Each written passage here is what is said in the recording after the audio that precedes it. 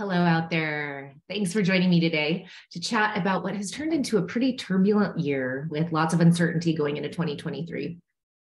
Today, we're going to talk about where things are today and where some of the leading authorities on the subject think we're going next year. We're going to talk about buyer behavior as it relates to shopping and buying in this market. And finally, a little bit about what new construction looks like on Zillow right now. Before we get started, let me introduce myself and tell you a little bit about my background. My name is Kadra Evans. I am the Director of Industry Relations for Zillow New Construction. And before you ask what Zillow has to do with the home building industry, let me tell you, we have new construction advertising and marketing products to help showcase communities, plans, and spec inventory alongside resale listings. So if you'd like any more information about that, please reach out to me after you take in this webinar and we can chat in more detail. Your next question might be something like, what the heck is a director of industry relations? So let me tell you about that too. At a high level, it means that there's an actual human at Zillow who's a senior point of contact for builders and other new construction industry players. I'm kind of the external face of the business. I'm here to give you news and updates, education and awareness, and just a general understanding of how Zillow fits into the industry space. I'm also here just to answer any questions you may have along the way. I've been in the real estate industry, touching many different pieces for about 20 years. I started at Zillow 6 years ago on the broker relations team, which is a similar function to what I just described, but for brokers and their senior leadership teams at real estate companies around the country.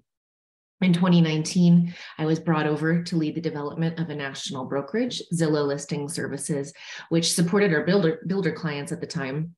That brokerage both launched and wound down in 2021. We move fast and don't waste any time here at Zillow. So at that point, I was tasked with creating an industry relations team specific to this wonderful world of new construction and home building. And I can't tell you how much fun I'm having meeting everybody, learning the priorities, pain points, and everything in between. So as we jump in, I think the biggest takeaway for everybody is that there are still buyers out there.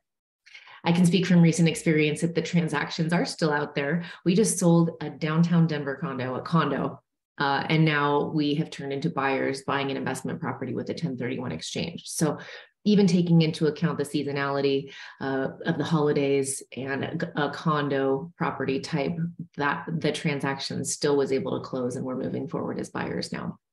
So as an industry, we may have to work a little bit harder than we did last year, but there are still transactions to be had. We've got some brilliant people out there trying to make the industry what it is today. So without further ado, this is a slide especially for our legal team. I won't spend any time on it. But I want to say this so that you hear it. New construction is better poised than any time in history to compete with resale listings. New construction is better poised than any time in history to compete with resale listings. We are still facing record low inventory nationwide. Sellers are hesitant to sell since they've locked in sub 3% interest rates, even if they can afford to move. And one quick caveat as we start to dive into the data, keep in mind that we're still using 2019 numbers as a baseline for what a normal market looks like. We're taking out those pesky pandemic years, which were definitely not normal. We can all attest to that, right? So 2019 is our baseline for normal. Here's a glance at for sale inventory. You can see that the story is that inventory has continued to decrease over a 5-year period. Before November, it looked like inventory had bottomed out in January of this year. The rate of decrease has really sped up over the last couple of years. But here's November coming in for the win. 238,005 listings, representing a 25% decline year over year. Again, owners are reluctant to sell given that they've locked in these rates at or below 4%. So even if they are move-up buyers who can afford a larger payment, there's really just that psychological block when you're talking about getting out of that low interest rate and moving up into a rate that's as high as maybe 7% or more, depending on the day of the week. So the result from all of these factors coming together is that there's kind of a boom in the new construction segment, which is great news for the people in this room. These mortgage rates just won't give. We've seen a little bit of relief over the past week and a half or so. But the average mortgage rate today is still hovering between 6.5%, which is the highest rates have been in 2 decades. So during the great financial crisis, the Fed's response was to drop rates to the then lowest in history. And so we saw the 3s to the 5%. And then fast forward 10 years, the Fed's response to the pandemic was to drop rates to those new historical lows that were so nice, weren't they? The 2s and 3% that we've enjoyed over the last couple of years.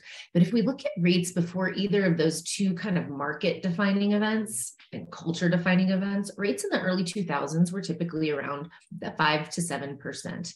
And that included the housing boom that we saw ahead of the great financial crisis.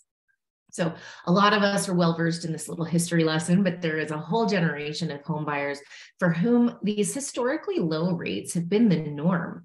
So as an industry, we have to start resetting expectations. We have to have conversations and really start to educate this new generation of buyers on what we should be expecting from a quote unquote normal market.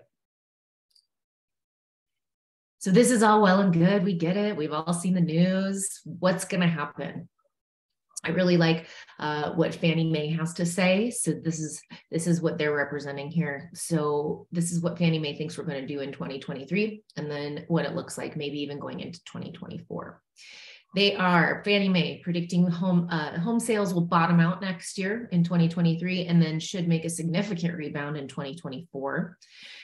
Numbers are a little bit difficult to read, but this reads as the total homes sold in 2023 is close to the 5 million mark, with just about 12% of that representing new construction. In 2024, it looks like we might see a really nice rebound, perhaps looking a little bit more normal. Fannie Mae predicting about 5.9 million homes sold, and new construction representing a larger share of that market, which is about 12.5%. We all know that inventory shortages and affordability defined the housing industry this year. Affordability has largely been affected by rising interest rates. According to the NAHB, every quarter point increase knocks 1 million Americans out of contention to purchase a home, meaning they can no longer qualify for a loan. The National Association of Realtors has an affordability index that I really like. It offers some perspective on just how serious this has gotten, especially in the past 6 to 7 months, which is when we saw that sharp rise in interest rates. So the index, this NAR affordability index, takes into account the median home price, the prevailing mortgage rate, and the median household income. And we want this index to show a value of 100, which is considered the equilibrium. 100 would mean that the housing is operating as it should be. The moral of this story is that behind the numbers, anything below that 100 equilibrium means that the median earning household cannot afford the median priced home. If we look at 2019 numbers, the affordability index is down considerably this year, if we're comparing it to the last normal market that we saw in 2019.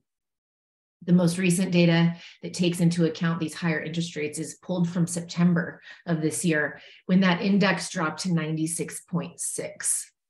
So the chart shows if you can find them online, the chart shows that the issues really started in May. That was when that number started dipping below 100. And that makes sense because that's when interest rates started to rapidly rise, which consequently moved that index down, meaning all of these people could no longer afford a mortgage. Let's move from that really uplifting news about rates and affordability to a little bit of interesting data that's more new construction specific. This slide and the next slide were updated very recently for us to reflect on, so it's extremely fresh data. The first heat map shows the percent of buyers that buy new construction. It's really the usual suspects here. You can see Texas, Florida, Nevada, and a few others leading the way. The numbers on the right are small, but I'll break it down for you. So those more orange colored states and the yellow, those are really around the 5 to 10% of buyers are buying new construction. When you get into the purple shaded states, that's about 10 to 15%. And then when you get into that dark purple to blue, the numbers are much higher, with about 15% of buyers being new construction buyers. I don't know that there's a lot in this map that's really surprising, probably to the people in this room. Here's a really interesting map. This map shows the count of new construction buyers by state. Also, probably not surprising for you. We're going to look specifically at Texas, though, because this is the most interesting case study. So in 2019, Texas had just over 100,000 new construction buyers. In 2021, this number was almost cut in half. We're looking at about 57,850 new construction buyers in Texas. And this is just really highlighting trends that are happening across the country. It's just a little more there's a spotlight on Texas because the numbers are so large. But it makes a lot of sense when you break it down. Crazy market conditions in 2021 with low spec inventory, long interest lists. I think what will be interesting for all of us is to see what this map looks like around this time next year as we continue to ride the wave of this low resale inventory. And builders are building at a slower pace, but they're still building. So next year at this time, we should get a really good reflection of what's actually going on in the market. Let's look at new construction on Zillow by the numbers. New construction currently represents about 17% of all for sale listings on the site. That is the highest it's ever been on Zillow. The bulk of the listing growth is typically between December and January of each year. And we've added about 80,000 new construction listings since January of this year. Industry data is indicating that buyers are operating with more of a sense of urgency and want to move within about 30 to 90 days is what we're finding. And if we look at this from a new construction lens, it shows us that buyers really are wanting something that's complete and move-in ready or near that stage. So we've seen an increase in new construction inventory on Zillow in recent months, but the majority of that increase is made up of buildable plans. So you can see where wires are getting crossed a little bit. In some markets, build times have increased to as long as 18 months. So you can see that the fact that new construction is not meeting buyer demand may lead to a decrease in buyers reaching out for more inventory or for more information or even taking the next step on new construction because there's not move-in ready homes. But this is what's interesting. I think this is a very logical conclusion is that since fewer home shoppers are in the market overall, that buyers who do want to take the next steps are higher intent. They're more ready to transact. So as we discussed, buyers ready to move in 30 to 90 days. So it makes sense that if they can wait it out, they will wait to see what the market does. But those who need to move sooner are the ones taking action. Very logical conclusion here. And the online shopping experience and the customer journey might look a little different depending on who you're trying to reach. So these buyers that are out there, depending on their generation, they are shopping very differently from one another. So as we talk, let's talk about how to navigate this more challenging market when you look at the generational breakdown of buyers. While you're talking about listing exposure, marketing, touring, sales, etc., keep in mind that there are 46 million millennials reaching their prime home buying years.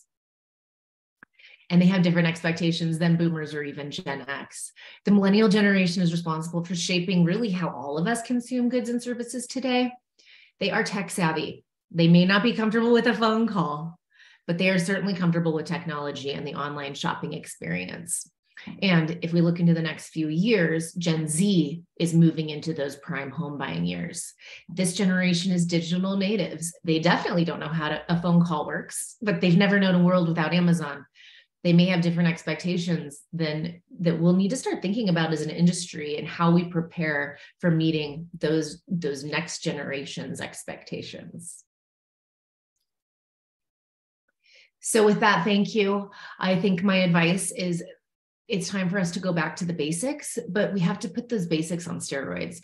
The customer experience needs to be at the forefront of everything that we do in this industry. At Zillow, one of our core values is that consumers are our North Star, and we all really live by that value. The home shopping to home buying journey is fraught with stress, roadblocks, coordinating a million moving pieces. So we aim to control what we can and delight shoppers by meeting their expectations every step of the way. And I think we want to do this in lockstep with our builder partners and others in the home building industry. There are some amazing companies doing some amazing things. So take it all in. And as we plan for 2023, please reach out to me with any questions, any additional information that you may need, and look forward to navigating this with you all. Thanks again.